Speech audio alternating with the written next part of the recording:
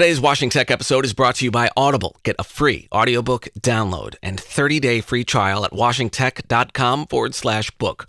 Over 180,000 titles to choose from for your iPhone, Android, Kindle, or MP3 player. And also Warby Parker. Get a free 5-day home try-on at warbyparkertrial.com/Joe.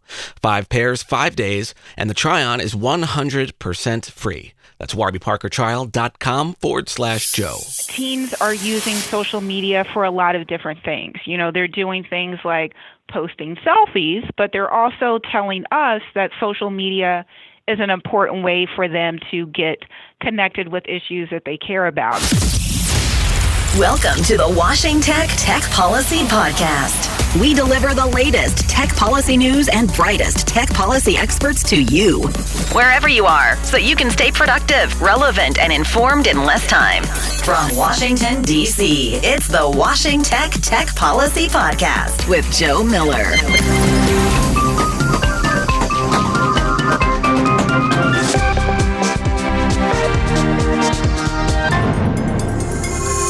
Mark Zuckerberg may have been aware of Facebook's shady privacy practices. Elizabeth Warren demands that the Assistant Attorney General recuse himself from the tech investigations. And Monica Anderson is my guest.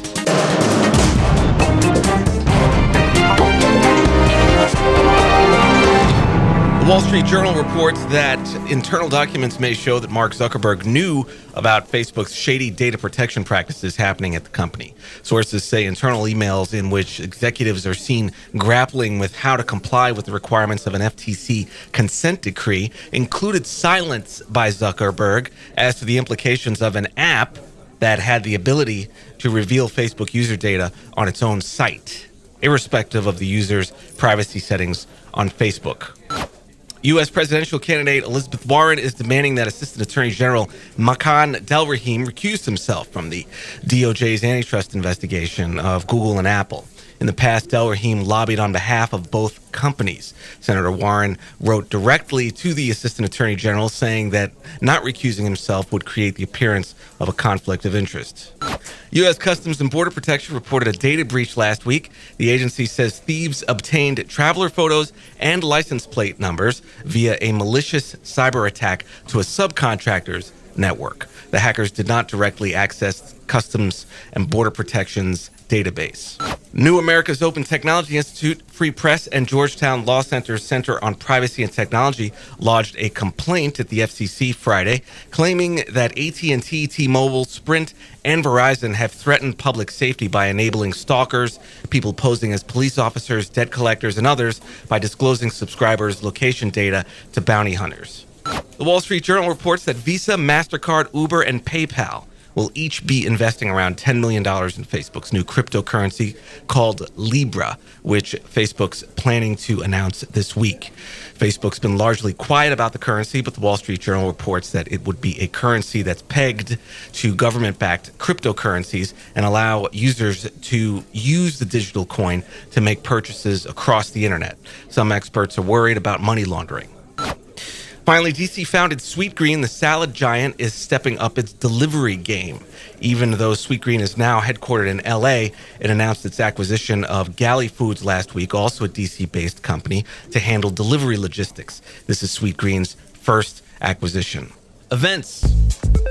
Let's start with today, Tuesday, June 18th. The Senate Finance Committee is having a hearing entitled The President's 2019 Trade Policy Agenda and the U.S.-Canada-Mexico Agreement. That's at 10:15 a.m. at 215 Dirksen. Turning to tomorrow, Wednesday, June 19th, the House Ways and Means Committee is having a hearing on the same topic, the 2019 Trade Policy Agenda. Negotiations with China, Japan, the EU, and UK, new NAFTA, USMCA, U.S. participation in the WTO, and other matters. That's at 9:30 a.m. at 1100 Longworth. The National Telecommunications and Information Administration, NTIA, is having a hearing entitled Building Smart Cities and Communities at the Regional Level. That's from 2 p.m. to 3 p.m. at the Department of Commerce. And again, that's tomorrow, Wednesday, June 19th. And you can also catch a reception at called Demos at Dusk. That's from 5:30 p.m. to 8 p.m. at General Assembly, located at 509 7th Street Northwest. Turning to Thursday, June 20th, the House Small Business Committee is having a hearing entitled The Importance of Accurate Census Data to Small Business Formation and Growth. That's at 10 a.m. at Rayburn 236. Also on Thursday, June 20th, the House Select Committee on the Modernization of Congress is having a hearing on cultivating diversity and improving retention among congressional staff. That's at 2 p.m. at Rayburn 2253. And if you want to attend the reception on Thursday, check out Pew Research Center's Broccoli Talk, Bridging the Gap Between Artists and Tech. That's from 5 to 8 p.m. at Broccoli City Bar, located at 1817 7th Street Northwest. Turning to Saturday, June 22nd, Black Girls Code's DC chapter is having an event entitled A Virtual Reality Experience at the Howard University School of Business, 2600 6th Street Northwest, and that's from 10 to 4 on Saturday, June 22nd. Finally, on Monday, June 24th, the Federal Communications Commission is having its Advisory Committee on Diversity and Digital Empowerment. That's at 10 a.m. at the FCC. And you can find links to all the stories and the events in the show notes and also in our Twitter feed. And our handle is @WashingTech. Stay with us.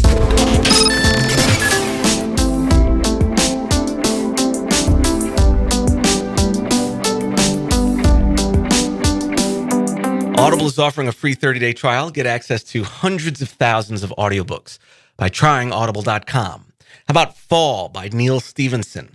You can download Fall free by trying audible.com. Sign up for your free audiobook and 30-day trial today at washingtech.com/book. You're plugged into the WashingTech Tech Policy Podcast, the inclusive voice of tech policy. My guest today is Monica Anderson, senior researcher at Pew Research Center, primarily studying internet and technology issues. Much of her recent work has focused on the impact of the digital divide, the role of technology in the lives of teenagers, and activism in the age of social media. She has a master's degree in media studies from Georgetown, where her work focused on the intersection of race, politics, and media. Please welcome Monica Anderson. Monica, welcome back. Thanks, Joe. It's good to be back. So last time you were on, we talked about automation, and this time we're going to look at your report, which came out in November, which I know a lot of people have been talking about over the last few weeks. 8 months later? Washington moves kind of slow. Yeah. So, but the city moves fast. The politicians amble along. But this report specifically looks at how teens use social media, which is an important topic since we're talking about potential 2020 voters and future voters here. And with Russian interference with the 2016 election, all eyes are on how folks are using social media. So where do we start? So I think one of the interesting things that we've seen in our report that came out last year is that teens are using social media for a lot of different things. You know, they're doing things like posting selfies, but they're also telling us that social media is an important way for them to get connected with issues that they care about. So from our survey from 2018 of teens, 66% of teens say that social media helps people their age show their support for causes and issues. And about a similar percentage says that it helps people their age find different points of view. So we're talking about teens between 13 and 17 here. Yeah, so we did a survey of teens living in the U.S., ages 13 to 17. That survey was still did last March through April of 2018. And so if they're not talking about politics like the rest of us old geezers, what are they talking about? What are they posting about? Teens post a lot of different things. What we found is that when we asked teens about a list of things they ever post, we found that about half of teens say that they post about their accomplishments. About 40% say they post about their family. A third say they post about their emotions and feelings, and about 20% say they post about their dating life. Far fewer teens are actually posting about things related to religion or their political beliefs. Only about 1 in 10 teens say that they'd ever do this. And they're not taking selfies as much. You know, when we ask the question about how often teens are taking selfies, we see that, you know, they are doing that, but not necessarily on a regular basis. So only 16% of teens say that they often post selfies on social media. I just started getting used to taking selfies. Before, it was like, why am I doing this? But you had some interesting findings on how Gen Z connects and forms friendships on social media. That's correct. So what we see in a lot of our data is that teens are telling us both positive and negative experiences when it comes to social media. But when it comes to friendships, we do see a lot of kind of positive attributes that teens say. So 81% of teens say that they feel more connected to what's going on in their friends' lives because of social media. About 70% say they're more in touch with their friends or feelings because of these platforms. I also think it's interesting that we do see teens saying that they turn to social media to get them through tough times. So about 2/3 of teens say that social media makes them feel as if they have a support group when they're going through tough times. But you say they're spending more time in person with their friends. Yeah, so what we found is that we asked a question of teens to gauge how much time they're actually spending online in general. And we see that about close to half of teens say that they're online almost constantly. But what might run counter to some other narratives is that we see that teens who are spending more time online are actually still more likely to spend more time with their friends in person. So social teens are social online, but also offline. So how much healthier do you think Gen Z is overall when it comes to social media? I think we see both positive and negative opinions coming from teens. When we asked a question about whether or not teens thought that social media had been a mostly positive thing or a mostly negative thing or had neutral effects on their generation, about 3 in 10 said mostly positive, but about a quarter said mostly negative. And when we asked a follow-up to understand what are some of those positive and negatives. For the positive, teens were very much honed into social media's impact on building and maintaining relationships. But when we look at some of the negative aspects, they're more likely to talk about things like cyberbullying and feeling as if social media makes people present themselves in a certain way. So, it's a nuanced issue where we're seeing teens talking about the good side of social media and some of the not so savory parts of these platforms as well.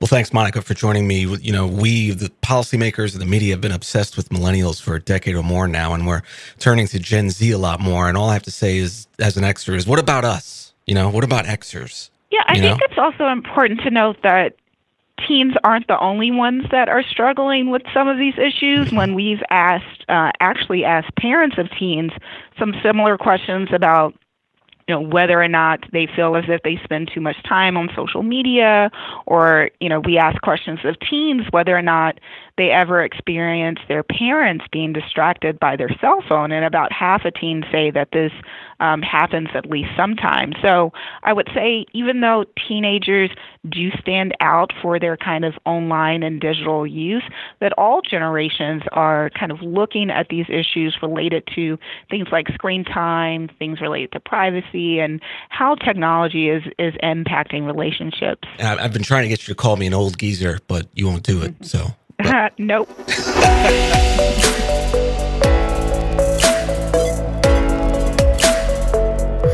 So it's time for this week's Icebreaker. Have you ever been told you look like someone famous, and who was it? Yes, and that person is Khalees, the singer. Is that right? Really? Yep. And so what's the story with Khalees and Nas? I'm not sure. Yeah, me neither. So I've been told I look like Al B. Sure and Nicolas Cage. Oh, well, I don't know if that's true or not, but that's interesting. No, the thing is that Al B. Sure, when he, years ago, he had a unibrow. I don't know if he has it anymore, but I just don't get Nicolas Cage. I don't get why that was said, and a couple different people said it. So anyway, what are you reading these days? So I'm actually reading, I've been on somewhat of a nonfiction kick lately, and I've been reading about kind of the history of slavery in northern states. So learning a bit more about kind of the historical context of the transatlantic slave trade in different parts of the country other than the South. Interesting, because I think a lot of people assume that slavery only happened in the South, but down on Wall Street, there was a trading post in New York. Slavery was all over the country, and we often lose sight of that. I've been reading a lot of books on nonprofit formation, so a lot of fun. Usually I've been trying to get through the classics, but now I'm turning the podcast into a nonprofit, so I've been stuck on looking into nonprofit formation stuff. But in any case, so now turning to career advice, because we worked together at the Joint Center, what was it, 10 years ago? Yeah, I think so. Well, you've come a long way. I'm proud of you. Well, thank you. What's your secret? I think that as a researcher, it's been really important for me to connect with other people that are working in this space. So building up, a core group of colleagues and peers who are all kind of trying to answer those same kind of questions and building that out, I think it really kind of not only helps you as you're navigating career, but it helps inform the research. So I think having a good community behind you has been a really positive thing for me. And what are some final words you'd like to leave with us before we close? And where can we find you online? Yeah, I would like to say that, we do a lot of different kinds of work here at the center, teams in technology being one of them, but our work kind of intersects on a lot of different issues. So if you have an interest in things like online harassment or privacy concerns, or even about issues related to kind of technology and politics more generally, I would say check out our website. That's pewinternet.org. And you can follow me on Twitter at Monica R. Anders. And you've been listening to Monica Anderson, Senior Researcher at the Pew Research Center. Monica, it's always a pleasure. Thank you, Joe. These kids grow up way too fast. What are we going to call the generation after Gen Z? Anyway, that concludes episode 190 of the podcast. Thanks so much for listening. If you like what we do, we'd love to hear from you. Please take a moment, head over to Apple Podcasts, give it a review. It helps others know what they can expect from the show and really helps us out. Thanks again for listening, and I'll see you back here next week. Take care. Washington Tech.